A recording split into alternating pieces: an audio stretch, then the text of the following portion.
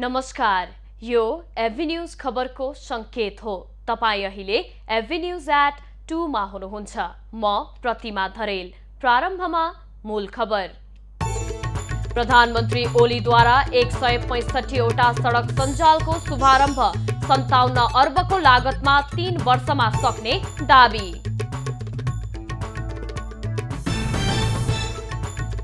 भारतसँग सीमा जोडिएका क्षेत्रमा धमाधम बीओपी स्थापना गरिँदै झापामा मात्रै 17 स्थानमा राखियो।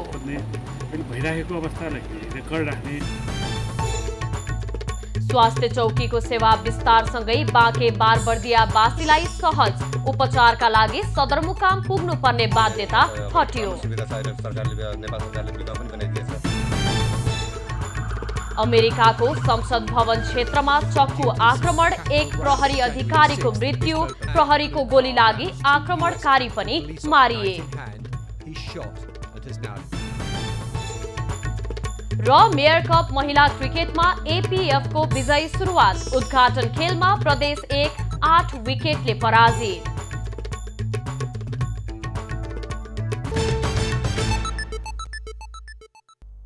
अब खबरको सिलसिला प्रारम्भ गरौं सडक सञ्जालको शुभारम्भ सम्बन्धी प्रसंगबाट। प्रधानमन्त्री केपी ओलीले देशभर निर्माण हुने 165 वटा सडक सञ्जालको शुभारम्भ गरेका छन्। बालुवाटारमा आयोजित विशेष कार्यक्रममा स्विच अन गर्दै प्रधानमन्त्री ओलीले सडक सञ्जालको शुभारम्भ गरेका हुन्। कार्यक्रममा प्रधानमन्त्री ओलीले सडक सञ्जाल 57 अर्बको लागतमा 3 वर्षमा निर्माण भइसक्ने दावी गरे। निर्वाचन क्षेत्र रणनीतिक शहरको लागि एकीकृत रूपमा विकास गर्ने लक्ष्य राखेर सरकारले सडक सञ्जालको शुभारम्भ गरेको हो। प्रत्येक निर्वाचन क्षेत्रमा एउटा रणनीतिक सडक छनौट गरी त्यसको दीर्घकालीन विकास गर्न लागिएको हो। शुभारम्भ कार्यक्रममा प्रतिनिधि सभा र राष्ट्रिय सभाका सांसदहरूको समेत सहभागिता रहेको थियो। नेकपा एमाले खनाल नेपाल समूहको स्थायी कमिटी बैठक आज पनि बस्दैछ। दिउँसो 3 बजेका लागि बोलाइएको बैठकले देशव्यापी रूपमा संगठन सुदृढीकरण तथा कार्यकर्ता प्रशिक्षण अभियान घोषणाको औपचारिक निर्णय गर्ने नेताहरूले बताएका छन्।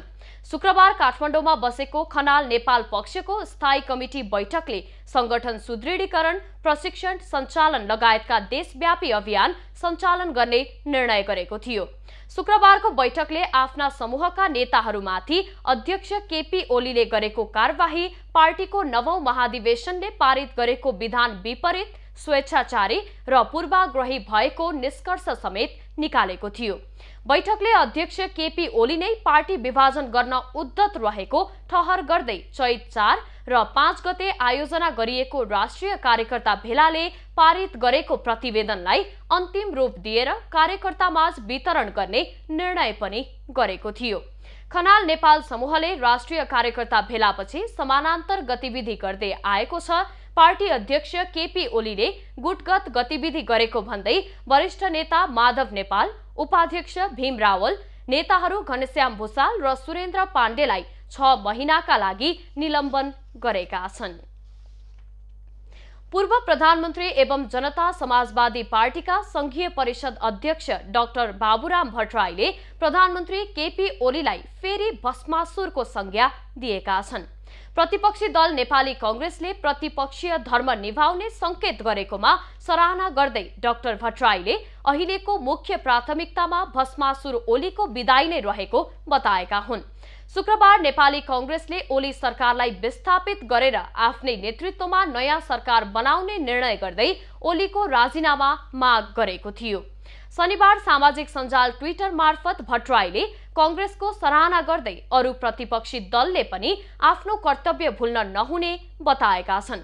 सबै दलको आफ्ना एजेन्डा भए पनि ती सबैभन्दा माथि देश, जनता र लोकतन्त्रको आवश्यकता र प्राथमिकता हुने भन्दै उनले अहिलेको प्रमुख प्राथमिकता भस्मासुर ओलीलाई विदाई गर्नु नै हो भनी ट्वीट गरेका हुन्।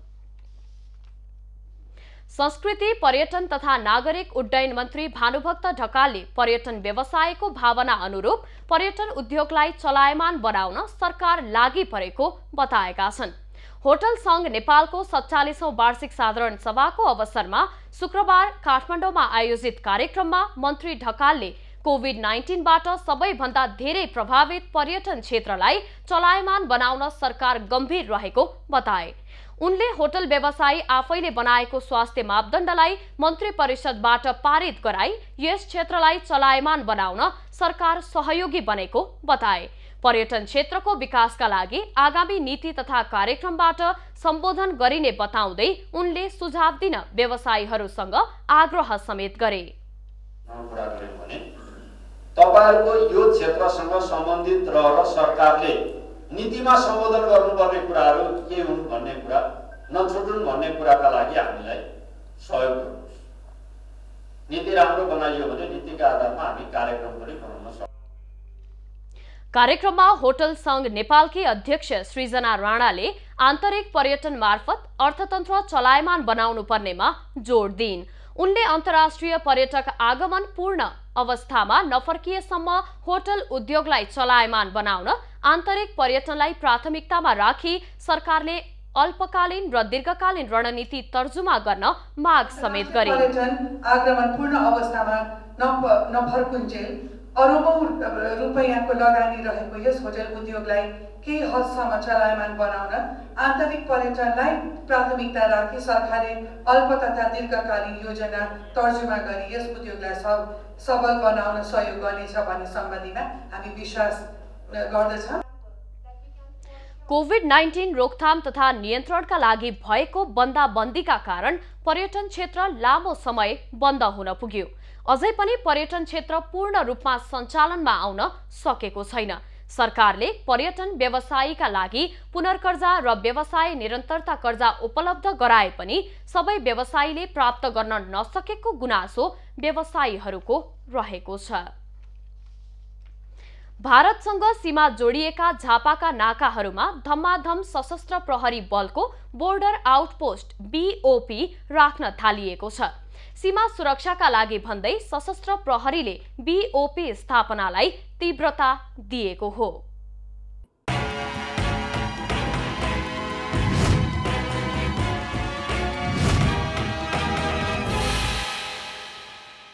सशस्त्र प्रहरीले झापाको भारतसँग सीमा जोडिएको क्षेत्रमा बोर्डर आउटपोस्ट BOP स्थापनालाई तीव्रता दिएको छ। खुला सीमाका कारण हुने अपराध नियन्त्रण र सीमा स्तम्भको संरक्षणका लागि सशस्त्रले BOP स्थापना गर्ने कार्यलाई तीव्रता दिएको हो। भारतसँगको खुला नाकाका फाइदा उठाउँदै हुन सक्ने अवांछित गतिविधि नियन्त्रण गर्न BOP स्थापनामा तीव्रता दिए पनि चोरी तस्करी भने बढिरहेको छ। सीमाको सुरक्षा, सीमा पिल्लरहरूको अवस्थाको अनुगमन जस्तो यही सही वर्ष पनि झापामा 4वटा पिल्लर चाहिँ पहिले बगाएर चाहिँ खोलाले पुरिएका अवस्थामा चाहिँ सशस्त्र प्रहरीले खोजेर त्यसको चाहिँ खोज्ने मात्रै होइन, त्यो चाहिँ पारी SSBहरूसँग पनि उनीहरूसँग पनि कोअर्डिनेट गरेर त्यो पिल्लरहरूलाई चाहिँ हामीले आइडेन्टिफाई गरेको।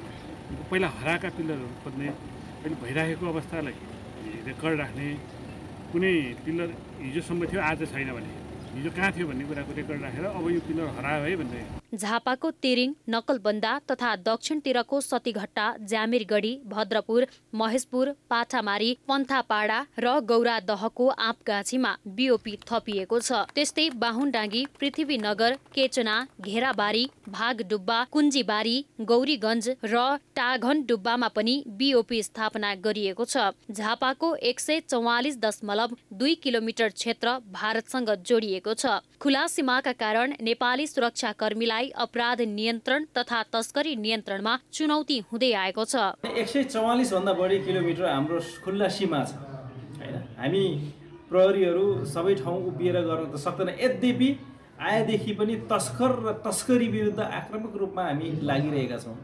यसलाई बढुवा भएको भन्दा पनि प्रहरी सक्रिय भएको छ र यी तस्करी विरुद्ध समात्ने, पक्राउ गर्ने, बुझाउने, मुद्दा चलाउने लगायतका कामहरूले पनि गरिरहेका छौँ। BOP थपिएपछि नेपाल भारत सीमाका पिलर हराउने, नेपाली भूमि मिचिने लगायतका कार्य रोकिने आशा सीमावर्ती क्षेत्रका स्थानीयले गरेका छन्। झापामा भारतसँगको सीमा क्षेत्रमा BOP संख्या 17 पुगेको छ। यो संख्या बढाएर 3 वर्षभित्र 37 स्थानमा BOP स्थापना गर्ने लक्ष्य सशस्त्र प्रहरीले राखेको छ।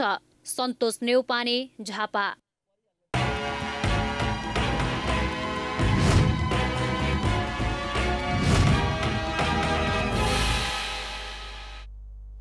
सामान्य बिरामी हुँदा पनि उपचारका लागि सदरमुकाम गुलेरिया वा बाँकेको नेपालगञ्ज जानुपर्ने बारबर्दियाका नगरवासीलाई अहिले सहज भएको छ।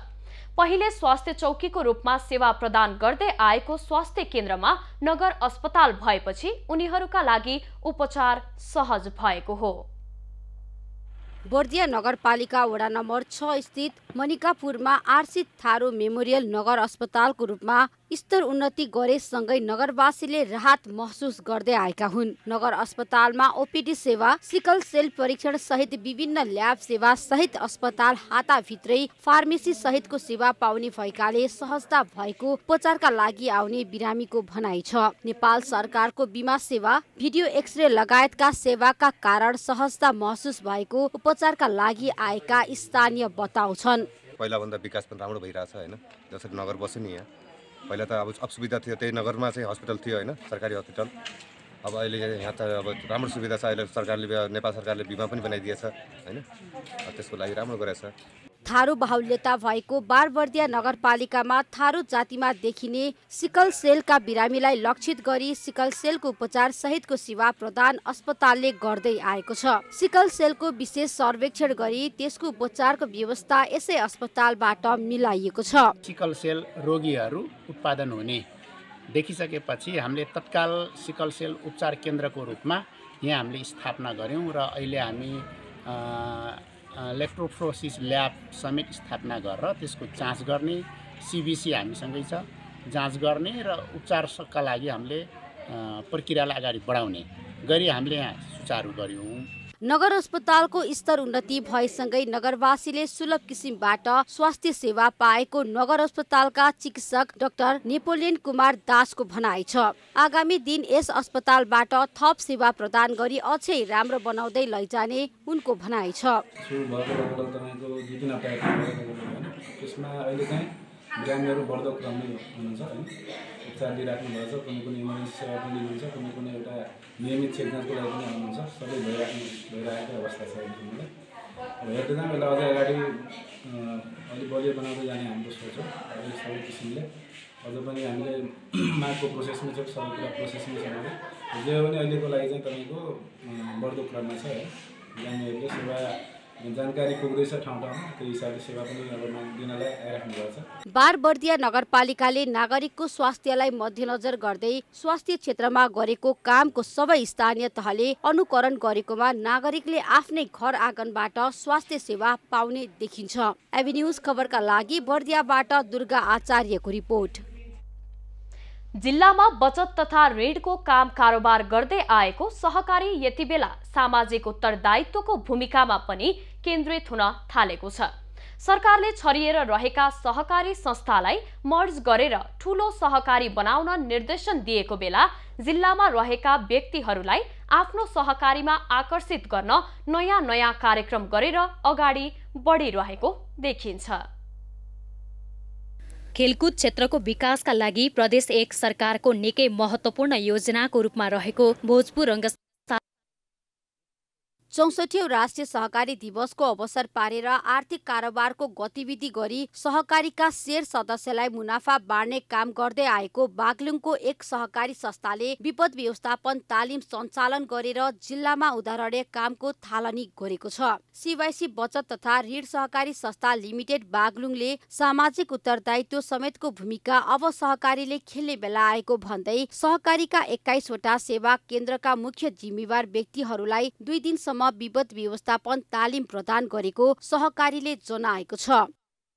यो सीवाईसी सहकारीलाई चाहिँ प्रदान गरेर नेपाल रेड क्रस सोसाइटीको समन्वयमा चाहिँ प्रदान गरिरहेका छौँ।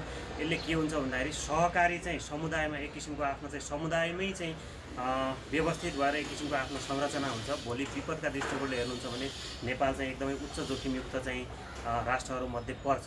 सीवाईसी सहकारीले कुनै पनि बेला पर्न सक्ने विपत्तिलाई के कसरी समाधान गर्ने भन्ने बारे नेपाल रेड क्रस सोसाइटीसँग सहकार्य गरेर तालिम सञ्चालन गरेर राम्रो कामको सुरुवात गरेको गलकोटका सेवा केन्द्रका सचिव खिम सहानीले बताए। पहिलोचोटि सीवाईसी साकोस बागलुङले चाहिँ यो कार्यक्रम सञ्चालन गरेको हुँदा सबैजना हिजो सिडिओ साहबले पनि भन्नुभयो असाध्यै चाहिँ यो नेपालभरिमा चाहिँ यो सहकारी अग्रपङ्क्तिमा जुन कुरामा पनि सरकारी स्थानीय सरकार अथवा प्रदेश सरकार केन्द्रीय सरकार यो सरकारभन्दा पनि अगाडि चाहिँ सोचेको हुँदा यस्तो योजना ल्याएको हुँदा हामी सबैजना खुसी भएको महसुस भएको छ। यो विपद व्यवस्थापन कार्यदलले समुदायमा गइसके पछाडि आफ्नो समुदायमा हुने विभिन्न विपद प्राकृतिक प्रकोपजन्य घटनाहरूबाट समुदायलाई एउटा उद्धार राहत सहयोगमा चाहिँ एकदम क्विक रेस्पोन्स गर्न एकदम छिटो छरितो रूपमा चाहिँ रेस्पोन्स गरेर त्यहाँ चाहिँ एउटा त्यो विपदबाट चाहिँ समुदायलाई जुझ्न सिकाउनुहुन्छ भन्ने चाहिँ हाम्रो अटुट रहेको छ। सहकारीको काम पैसा परिचालन गर्ने मात्र नभएर समाजमा आइपर्ने सबै खालको काम गर्नका लागि भूमिका खेल्नुपर्छ। अहिले विपद व्यवस्थापन तालिमले भोलि आइपर्ने समस्यामा केही हदसम्म भए पनि भूमिका खेल्ने विपद व्यवस्थापनका साथै गरिबी निवारणमा समेत काम गर्ने सीवाईसी सहकारीका अध्यक्ष चण्डी प्रसाद शर्माले बताए। यो वास्तवमा सहकारीले पैसाको मात्रै काम गर्नु हुँदैन। समाजमा विभिन्न समस्याहरू छन्, विपदहरू आइरहेका छन्, त्यसलाई व्यवस्थापन गर्न पनि सहकारीले भूमिका खेल्नुपर्छ भनेर हामीले भूपू आर्मी प्रहरीहरू मिलाएर हाम्रो 21वटै सेवा केन्द्रमा विपद व्यवस्थापन समिति रहने गरेर 125 जनालाई हामीले यो क्षमता वृद्धि कार्यक्रम सुरु गरेका छौँ। 2066 सालमा स्थापना भएको सीवाईसी सहकारी संस्थाले बागलुङ, पर्वत र म्याग्दी जिल्लाका 21वटा सेवा केन्द्रमा रहेका विपद न्यूनीकरण समितिका 125 जना सदस्यहरूलाई तालिममा सहभागी बनाएको जनाएको छ। सहकारीले भविष्यमा आउन सक्ने विपत्तिका लागि आर्थिक कोषको समेत व्यवस्था गरेर उदाहरणीय काम गरेको छ। सहकारीको 17,000 भन्दा बढी शेयर सदस्यहरू रहेका छन्। एबी न्यूज खबरका लागि बागलुङबाट राजेश चन्द्र राज भण्डारीको रिपोर्ट। कोदारमा निकै ठूलो लगानीमा निर्माण भइरहेको अन्तर्राष्ट्रिय स्तरको भोजपुर रङ्गशाला निर्माणको काम 85% सम्पन्न भएको छ। करिब 25 रोपनी क्षेत्रमा निर्माण भइरहेको रङ्गशालाको खेल मैदान मात्र 7000 वर्ग मिटरको निर्माण हुनेछ। खेलकुद क्षेत्रको विकासका लागि प्रदेश 1 सरकारको निकै महत्त्वपूर्ण योजनाको रूपमा रहेको भोजपुर रङ्गशाला निर्माणको काम 85% सम्पन्न भएको निर्माण कम्पनीले जनाएको छ। निर्माण भइरहेको रङ्गशालाको अनुगमन गर्दै प्रदेश 1 का मुख्यमन्त्री शेरधन राईले कामलाई गुणस्तरीय ढङ्गले समयमा सम्पन्न गर्न निर्देशन दिएका छन्। मुख्यमन्त्री राईले यो रङ्गशालासँगै जिल्लामा निर्माण भइरहेको सडक, पुल तथा अन्य संरचनाको लागि बजेटको कुनै पनि अभाव नहुने बताए। सकेसम्म छिटो काम सकाउन र काम सकाउनको निम्ति आवश्यक बजेटहरूको चाहिँ बन्दोबस्त गर्नको निम्ति त्यसको व्यवस्थापन गर्नको निम्ति मैले आश्वासन पनि दिएको छु। यो भोजपुर जिल्लाको एउटा गहना नै हो यो रङ्गशाला र यसलाई हामीले चाहिँ प्राथमिकतामा राखेर यो निर्माण कार्यलाई पुरा छौँ। शहरी विकास तथा भवन निर्माण कार्यालय धनकुटाको 14 करोड 5 लाख लागतमा गत मङ्सिर महिनाबाट निर्माण सुरु भएको हो। 2080 सालसम्म निर्माण अवधि भए पनि सरकारले समयमा बजेट दिएमा सम्झौता अघि नै काम सक्ने निर्माण कम्पनीले दाबी गरेको छ। यो सम्झौता 2080 सालसम्मको हो र भए पनि मैले चाहिँ कामलाई युद्ध स्तरमा अगाडि बढाएको छु। लगभग 85% काम भइसकेको छ। भुक्तानीको अभावको कारणले काम गर्न अत्यन्तै अप्ठ्यारो छ। यदि भुक्तानी गर्न मन्त्रीज्यूलाई अहिले मैले भनेको छु, भुक्तानी छिटै गरिदिन्छु भन्नुभएको छ। यदि समयमा भुक्तानी भयो भने यो असार मसान्तमा मैले कम्प्लिट गरिदिन्छु। रङ्गशालालाई मापदण्ड अनुसार बनाउनका लागि विस्तृत परियोजना प्रतिवेदनमा डिपिआरमा छुटेका केही प्राविधिक संरचनालाई पूर्णता दिएर लैजाने जिल्ला फुटबल संघ भोजपुरका अध्यक्ष प्रवीण सुवालले जानकारी दिए। यसमा केही प्राविधिक समस्याहरू चाहिँ धेरै भेटिएका छन्। जस्तै डिपिआर बनाउँदाखेरि अब डिपिआरमा अलिकति ध्यान नपुर्याइएको कुराहरू छन्। त्यहाँ धेरै स्ट्रक्चरहरू बनेका छैनन्। अलिकति ग्राउन्डको जग्गा कति हो, त्यसमा कहाँनिर कुन स्ट्रक्चर बनाउने भन्ने कुरामा विशेष अध्ययन नपुगे जस्तो लागेको छ हामीलाई। तथापि हामीले पछिल्लो समयमा त्यहाँ थप्नुपर्ने कुराहरू, त्यो स्थानलाई रङ्गशालामा आवश्यक पर्ने पूर्वाधारहरू के छन् भनेर ती सम्पूर्ण कुरालाई समेटेर हामीले केही पत्रहरू पनि हामीले शहरी विकासमा भवनमा पठाइसकेका छौँ। करिब 25 रोपनी क्षेत्रमा निर्माण भइरहेको रङ्गशालाको खेल मैदान मात्र 7000 वर्ग मिटरको निर्माण हुनेछ। प्याराफिड बनाउने, रिटेनिङ वाल लगाउने लगायतको काम भइरहेको छ। रङ्गशालामा 5000 मानिस अट्न सक्ने गरी 7वटा प्याराफिड निर्माण हुने कार्यालयले जनाएको छ। युवराज बिष्ट, भोजपुर। अब बाँकी खबर। पूर्वी नवलपरासीको मध्यबिन्दु नगरपालिका 2 गैडाखालमा गैडा गणनाको क्रममा हात्तीले आक्रमण गर्दा 5 जना गणक घाइते भएका छन्। गैडा गणनामा खटिएका कर्मचारी र माउते गरी 5 जना घाइते भएको गणनामा संलग्न हेमराज आचार्यले जानकारी दिए। गैडा गणना गर्ने क्रममा जंगली हात्तीले गणनामा खटिएको हात्तीलाई घेरा हाल्दा गणनामा खटिएको हात्ती डराएर भाग्ने क्रममा राष्ट्रिय प्रकृति संरक्षण कोषका कर्मचारी र 2 जना माउते घाइते भएका हुन्। घाइते हुनेमा विनोद श्रेष्ठ, दीपेन्द्र चौधरी र देवलाल चौधरी रहेका छन्। घाइते मध्ये श्रेष्ठको अवस्था गम्भीर रहेको छ। उनको जिल्ला अस्पताल मध्यबिन्दुमा सामान्य उपचारपछि हेलिकप्टर मार्फत काठमाडौँ ल्याइएको छ। अर्घाखाँची जिल्लाको सन्धिखर्क नगरपालिकामा खरिदार र नायब सुब्बा स्तरको निशुल्क लोकसेवा तयारी कक्षा सञ्चालन भएको छ।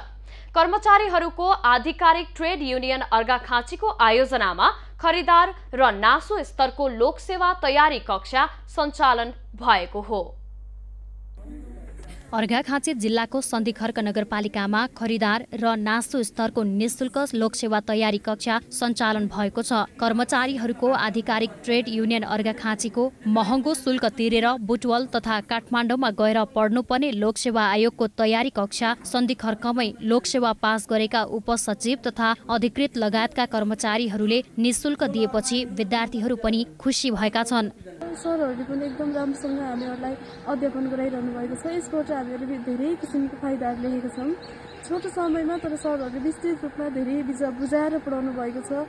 सायद यो अर्घाखाँचीमा हाम्रो लागि एकदम ठुलो अवसर पनि हो। यहाँ यही अर्घाखाँची जिल्लामै यो क्लास हुने भइसकेपछि हामी बाहिर नजान पर्ने भएको कारणले गर्दा हामीलाई धेरै कुराहरू सिकाउनु भएको छ। लोकसेवा आयोगको परीक्षामा उत्तीर्ण गराउन तथा प्रशिक्षार्थीको क्षमता विकास गर्न निशुल्क कक्षा सञ्चालन गरिएको ट्रेड युनियनको भनाइ छ। यसमा विशेष गरी लोकसेवाको पहुँचबाट टाढा रहेका महिला, दलित, आदिवासी जनजातिहरूलाई विशेष समेटेर यो लोकसेवा आयोगको क्लास सञ्चालन गरिरहेको हो। 1 महिनासम्म सञ्चालन हुने लोकसेवा तयारी कक्षामा 70 जनाको सहभागिता रहेको छ। वीरगञ्ज महानगरपालिका दिनानुदिन कुरूप बन्दै गएको छ। केही दिन अघि महानगरपालिका, जिल्ला प्रहरी कार्यालय र ट्राफिक प्रहरीको समन्वयमा शहरलाई व्यवस्थित गर्न अभियान सुरु गरिए पनि निरन्तरता दिन नसक्दा अभियान प्रभावकारी बन्न सकेको छैन। देशकै प्रमुख आर्थिक केन्द्र वीरगञ्ज अस्तव्यस्त बनेको छ। अव्यवस्थित पार्किङ, तरकारी बजार, छाडा चौपाया र सडकपेटी अतिक्रमण लगायतले यो महानगर दिनानुदिन कुरूप बन्दै गएको छ।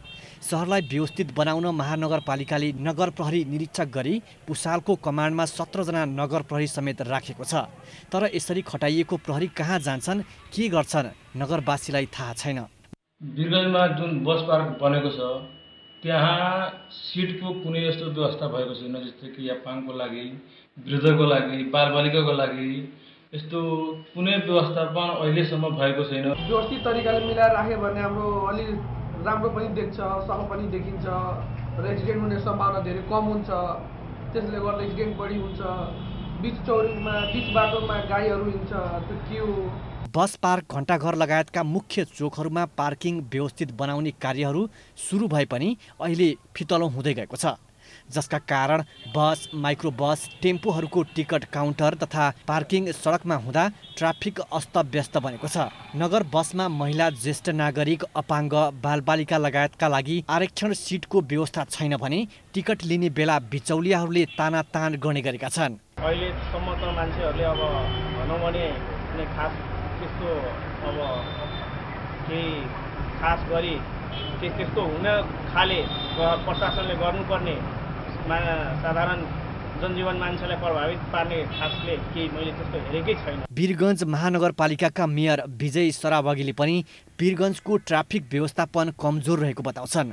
उनले यसका लागि प्रहरी दोषी भएको आरोप समेत लगाएका छन्। बाहिरबाट बसहरू खोल्ने उनीहरू अहिलेसम्म बस पार्कभित्र गएका छैनन्। त्यो कारणले गर्दा पनि यो समस्या भएको छ। यसमा चाहिँ प्रशासनलाई पटक पटक हामी तागेदा गरिसकेका छौँ। प्रशासनको सहयोगले जुन तरिकाले हुनुपर्छ अहिलेसम्म भएको छैन। छिट्टै जो बसवालाहरू चाहिँ भित्र जाँदैनन्, भित्रबाट खोल्दैन, उनीहरूलाई चाहिँ यहाँबाट रुट इजाजत जुन छ त्यो नै अब खारेज गर्नको लागि पत्र लेख्ने काम हुन्छ। महानगरपालिकाले प्रहरी र प्रहरीले अन्य निकायलाई दोष लगाउने चलन नौलो होइन, तर एउटा निकायले अर्को निकायलाई दोष देखाउनु भन्दा समन्वयन गरेर काम अघि बढाई आम नागरिकले राहत पाउनुका साथै महानगरको सौन्दर्य समेत बढ्ने थियो। राजन रौनियार, वीरगञ्ज। ओखलढुङ्गा र रामेछापको सीमावर्ती लिखु नदीमा निर्माण भइरहेको लिखु 4 जलविद्युत आयोजनाका लागि बनाइएको सुरुङका कारण वातावरणमा गम्भीर प्रभाव देखिन थालेको छ। सुरुङका कारण कतै बोट बिरुवा र बाली नालीमा असर देखिएको छ भने कतै खानेपानीका मुहान नै सुकेका छन्। निर्माण सम्पन्न हुने चरणमा रहेको 52.4 मेगावाट क्षमताको लिखु 4 जलविद्युत आयोजनाका लागि बनाइएको सुरुङका कारण ओखलढुङ्गाको खिजीदेम्बा गाउँपालिकाका केराबोटे, साल्पु, फूलडाँडा, भदौरे लगायतका गाउँको वातावरणमा प्रत्यक्ष प्रभाव परेको छ। केही समय अघि आयोजनाले निर्माण गरेको सुरुङमाथिको जमिनमा भएका बोट बिरुवा र बाली नाली सुक्न थालेका छन्। खाद्य बाली उत्पादन हुन छाडेको छ। ब्लास्टिङ विस्फोटको कम्पनका कारण यी गाउँमा भएका खानेपानी र सिंचाइका मुहानहरूमा प्रभाव परेको छ। कुनै कम्पनी इधर उधरबाट कतैबाट पनि क्षतिपूर्ति पनि पाइएको छैन र हाम्रो खेत बारीदेखि लिएर हरेक बिग्रिरहेछ। हाम्रो यो ठाडोको लगभग यो सुरुङ एरियाको माथिबाटको सबै हाम्रो यो बोट बिरुवा देखिहाल्नुभयो, सबै मरेर गइसके होइन।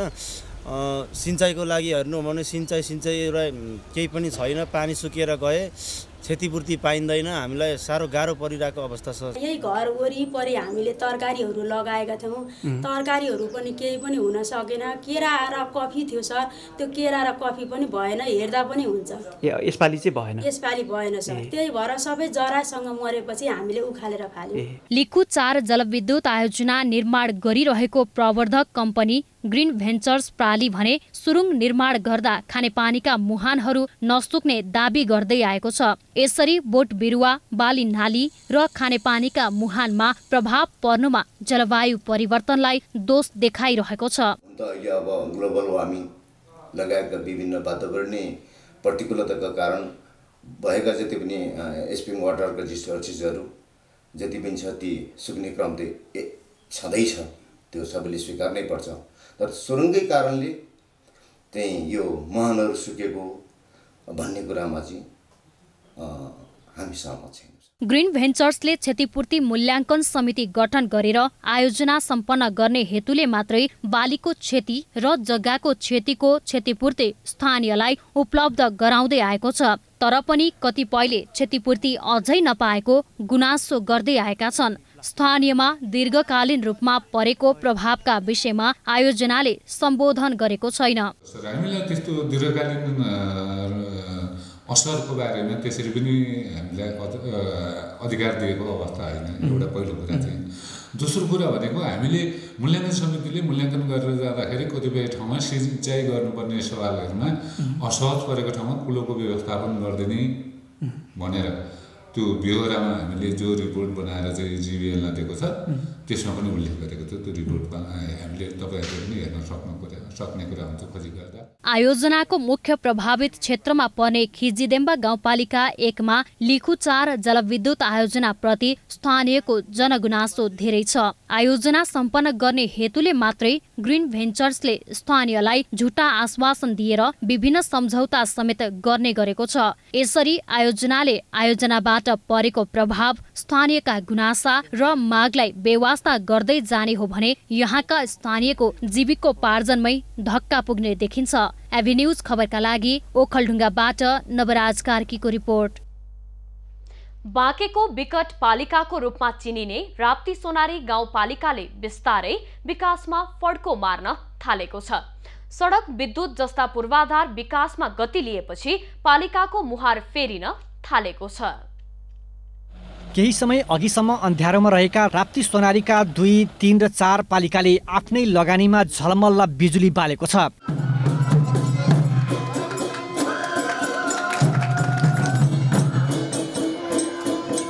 गाउँपालिकाले 3,54,45,000 लगानीमा विद्युत विस्तार गरेको हो।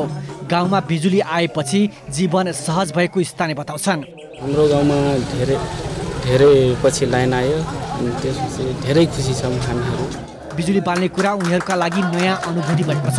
आफू स्वयं पनि बत्तीबाट वञ्चित भएकाले पालिकामा प्रस्ताव लिएर सर्वसम्मत निर्णय भई गाउँपालिकाको लगानीमा बत्ती बाल्न सफल भएको जनप्रतिनिधिहरू बताउँछन्। आफै पनि बत्ती बाल्नबाट वञ्चित भएको कारणले मैले नै चाहिँ अब कसैको बाटो हेर्नु हुँदैन, मैले आफै नै गर्नुपर्छ भन्ने उद्देश्यले मैले गाउँपालिकामा बोर्डमा आफ्ना कुराहरू राखेँ। सबै बोर्ड सदस्यजीहरूले चाहिँ समर्थन दिनुभयो, जसले गर्दा आज चाहिँ 4 करोडको हाराहारीमा हामीले लगानी गराइसकेपछि आज चाहिँ बत्ती बाल्न सफल भएका छौँ। 2 वर्षभित्र पूर्ण विद्युतीकरण गर्ने लक्ष्य अनुसार राप्ती सोनारी गाउँपालिकाको वडा नम्बर 3 र 4 का केही स्थानमा स्थानीय सरकारले विद्युतीकरणको काम अगाडि बढाएको छ।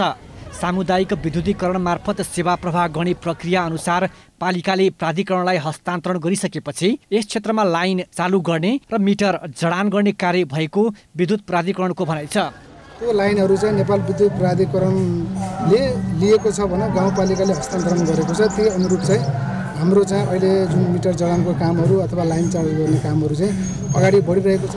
बत्तीमुनिको अध्यारो भने जस्तै सुगम जिल्लाको दुर्गम भनेर चिनिने राप्ती सोनारी गाउँपालिकाको वडा नम्बर 3 र 4 का केही भागका झण्डै 1300 बासिन्दाले पुस्तौँदेखि बिजुली बाल्न पाएका छैनन्। लामो समयपछि बिजुली गाउँमा आएकाले गाउँपालिकाका जनप्रतिनिधि कर्मचारीदेखि स्थानीयले बाजागाजा सहित र्याली निकालेर बिजुलीको उद्घाटन कार्यक्रममा सहभागी भए। नेपालगञ्ज ब्युरोको रिपोर्ट। ललितपुर जिल्लाको दक्षिण भेगमा अवस्थित ऐतिहासिक नगर खोकनामा रुद्रायणी देवी मन्दिरको जीर्णोद्धार हुने भएको छ। मन्दिरको गजुरको विशेष पूजाआजा गरी जीर्णोद्धारका लागि साइत जुराइएको थियो।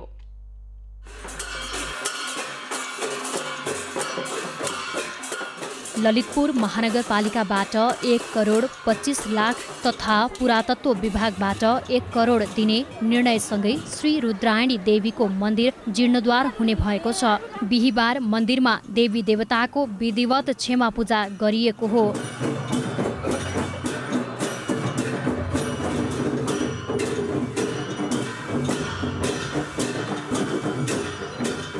देवी देवताको क्षमा पूजासँगै मन्दिरबाट मूर्ति झिकी मन्दिर अगाडिको पार्टीको माथिल्लो तलामा देवीको मूर्तिलाई प्रतिस्थापन गरिएको हो।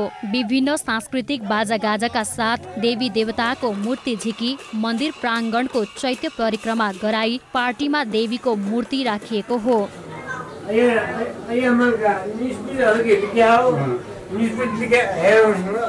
त्यस समय उल्लेख्य संख्यामा स्थानीय लगायत भक्तजनहरूको उपस्थिति रहेको थियो। पुरानै ढाँचा र काष्ठकलालाई नै प्रस्तुत गरी देवी घरको निर्माण गरिने गुठियार बताउँछन्। परम्परा अनुसार मन्दिर माथिको गजुरको विशेष पूजा पश्चात गजुरदेखि तानिएको डोरी गाईको पुच्छरमा बाँधेर मन्दिर माथिको झिङ्गती खसालिएपछि मन्दिर जीर्णोद्धारको साइत गरिएको थियो।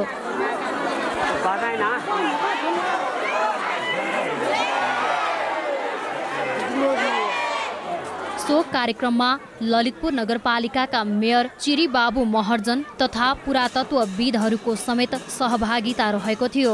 एभिन्यूज खबरका लागि राकेश डङ्गोलको रिपोर्ट। राष्ट्रपति विद्यादेवी भण्डारीले बहुप्रतीक्षित मेलम्ची खानेपानी आयोजनाको पानी वितरण कार्यको उद्घाटन गरेकी छन्। शुक्रबार भृकुटी मण्डपमा आयोजित विशेष समारोहका बीच राष्ट्रपति भण्डारीले ढुङ्गे धारा खोलेर खानेपानी वितरण कार्यको उद्घाटन गरेकी हुन्।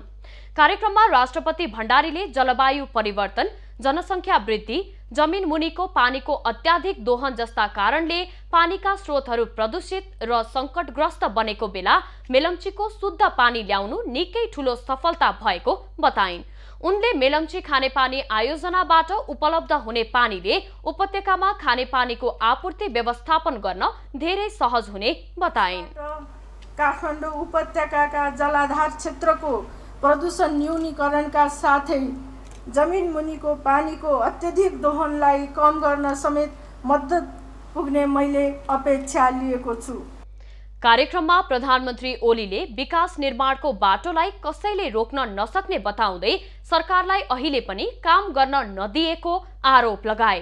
प्रधानमन्त्री ओलीले 2081 को नयाँ वर्षमा एङ्ग्री र लार्केको पानी पनि काठमाडौँ आइपुग्ने दाबी गरे।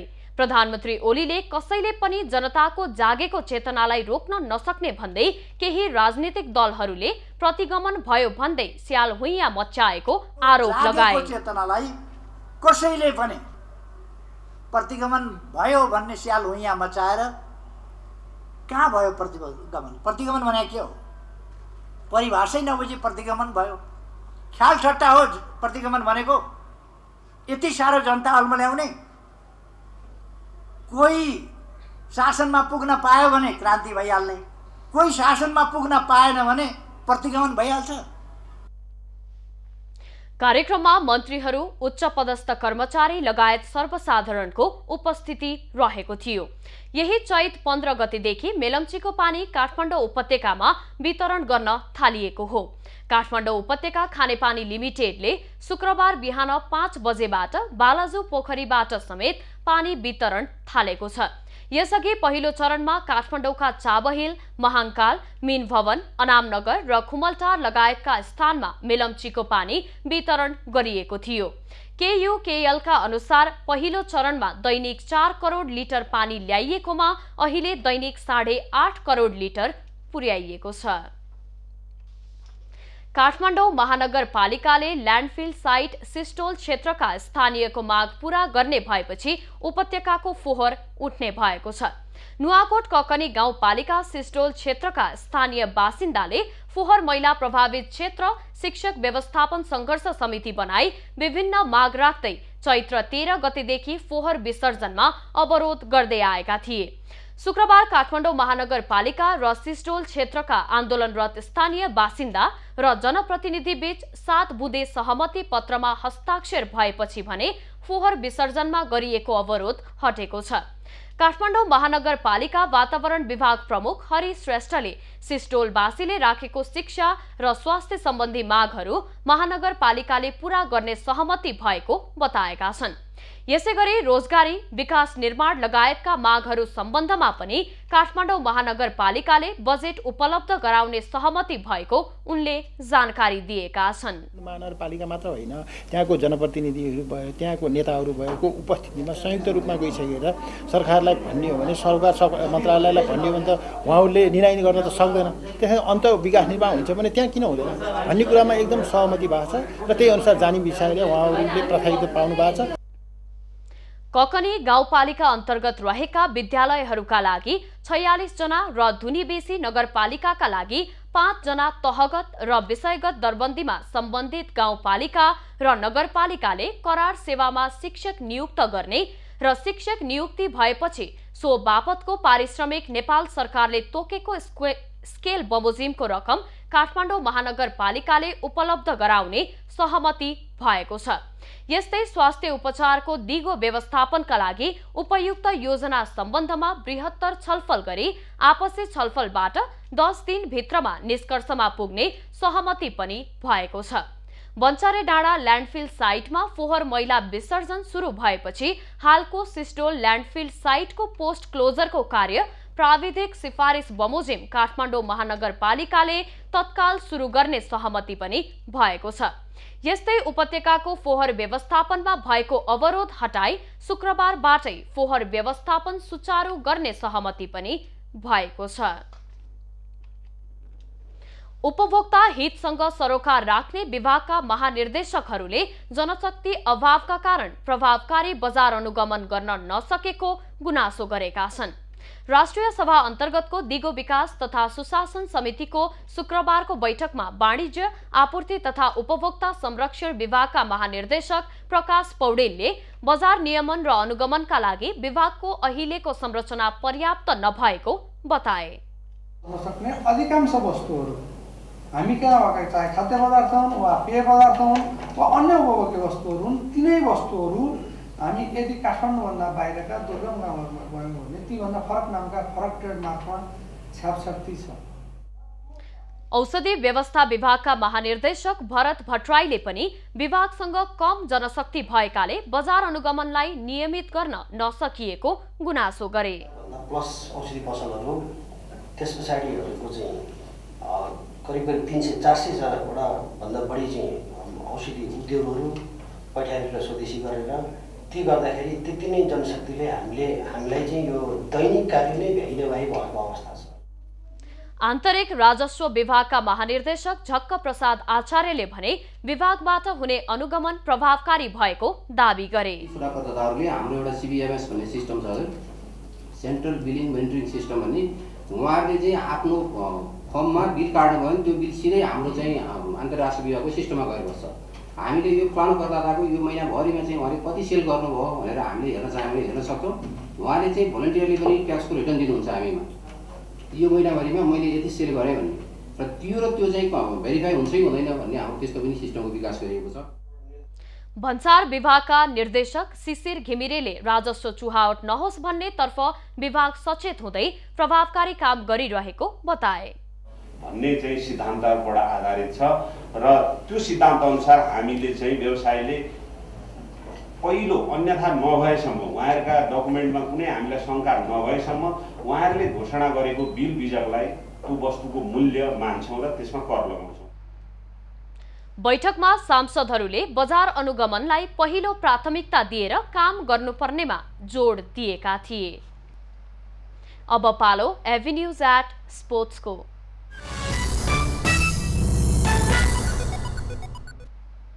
राष्ट्रिय टिमकी उपकप्तान सीता राणा मगरको अर्धशतकमा सशस्त्र प्रहरी बल APFले मेयर कप महिला क्रिकेटमा प्रदेश 1लाई 8 विकेटले हराउँदै विजयी सुरुवात गरेको छ। पहिलो ब्याटिङ गरेको प्रदेश 1ले 20 ओभरमा 4 विकेट गुमाउँदै 106 रन बनायो। कप्तान रुबिना छेत्रीले सर्वाधिक 45 रन बनाइन्। रोमा थापाले 33 रन जोडेकी थिइन्। निगमा तामाङ अभिजित 7 र निसा शाह अभिजित 5 रनमा क्रिजमा रहे। बलिङमा रेखा रावल, करुणा भण्डारी, सीता राणा मगर र बिनु बुढाले 1-1 विकेट लिए। जवाफमा 107 रनको विजयी लक्ष्य सशस्त्र प्रहरी बलले 18 ओभरमा मात्र 2 विकेटको नोक्सानीमा पूरा गर्यो। ओपनर सीता राणा मगर र ज्योति पाण्डेले पहिलो विकेटका लागि 70 रनको साझेदारी गर्दै टिमलाई आरामदायी सुरुवात दिलाए। यो क्रममा सीताले अर्धशतक पूरा गरिन्। उनले 52 रन जोड्दा ज्योतिले 32 रन बनाइन् र दोब्बर सशस्त्रले 8 विकेटको सहज जित निकाल्न सफल रह्यो। यो प्रतियोगितामा प्रधानमन्त्री कपको 4 सेमी फाइनलिस्ट र मेयर 11 गरी 5 टिमको सहभागिता रहेको छ। अब पालो एभिन्यूज एट मौसमको।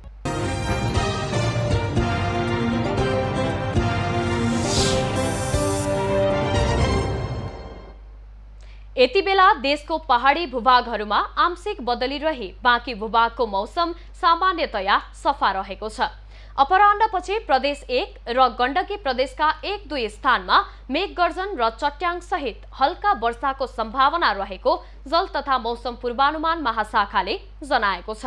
काठमाडौँ उपत्यकाको आजको अधिकतम तापक्रम 28 डिग्री सेल्सियस र न्यूनतम तापक्रम 9 डिग्री सेल्सियस बीच रहने अनुमान छ।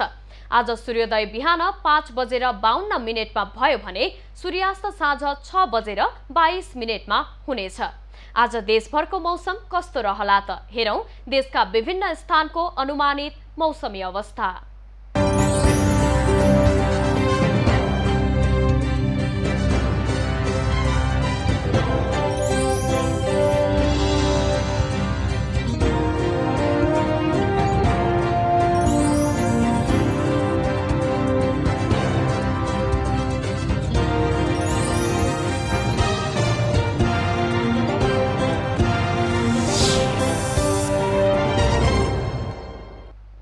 अहिलेलाई खबरको क्रम यति नै। एभिन्यूज खबरका यी सहित अन्य विस्तृत खबरका लागि www.avenews.tv लगअन गर्न सक्नुहुनेछ।